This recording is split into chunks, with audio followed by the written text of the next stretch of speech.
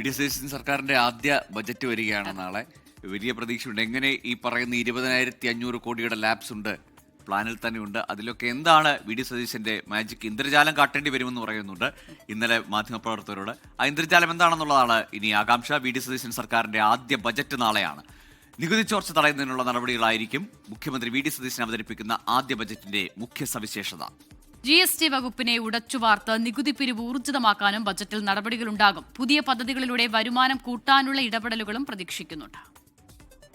പുതുതായി അധികാരത്തിലേറിയ സർക്കാരിന്റെ തനത് ബജറ്റല്ല മുഖ്യമന്ത്രി വി.ഡി. സതീശൻ അവതരിപ്പിക്കാൻ പോകുന്നത്. മുൻ സർക്കാർ അവതരിപ്പിച്ച് പാസാക്കിയ ബജറ്റ് പുതുക്കുകയാണ്. അതുകൊണ്ട് തന്നെ അധിക നികുതി ഏർപ്പെടുത്തുന്നതിന് പരിമിതിയുണ്ട്.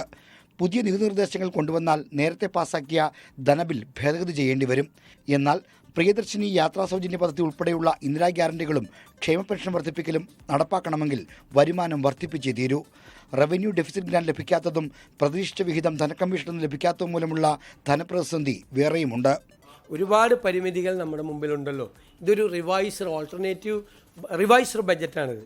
റിവൈസ്ഡ് ബജറ്റ് 35,000 കോടി രൂപയുടെ പ്ലാൻ വെച്ചിട്ട് 20,500 കോടി ഇല്ല. ഞാൻ 20,500 കോടി ഉണ്ടാക്കേണ്ട ഇന്ദ്രജാലം കാണിക്കേണ്ട ജോലിയാണ് എനിക്കുള്ളത്. നികുതി ചോർച്ച അടച്ചുകൊണ്ട് വരുമാനം വർദ്ധിപ്പിക്കുന്നതിലാണ് ആദ്യ ബജറ്റിൽ മുഖ്യമന്ത്രി വി.ഡി. സതീശന്റെ മുഖ്യ പരിഗണന. പ്രതിപക്ഷത്തിരിക്കുമ്പോൾ ഉന്നയിച്ച നികുതി ചോർച്ചാ മേഖലകളിൽ ശക്തമായ ഇടപെടൽ വരും.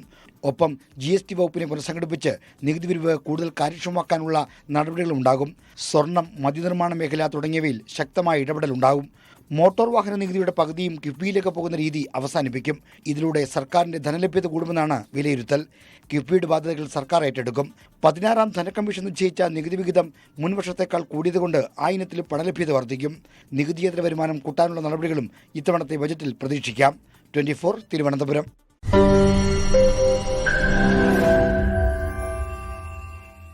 ലോകത്തെവിടെയായാലും ഏത് സമയത്തും 24 വാർത്തകളും ഓഗ്മെന്റഡ് റിയാലിറ്റി പാക്കേജുകളും എക്സ്പ്ലെയിനറുകളും വിശദമായി കാണാൻ ഞങ്ങളുടെ യൂട്യൂബ് ചാനൽ നിങ്ങൾക്ക് സബ്സ്ക്രൈബ് ചെയ്യാം.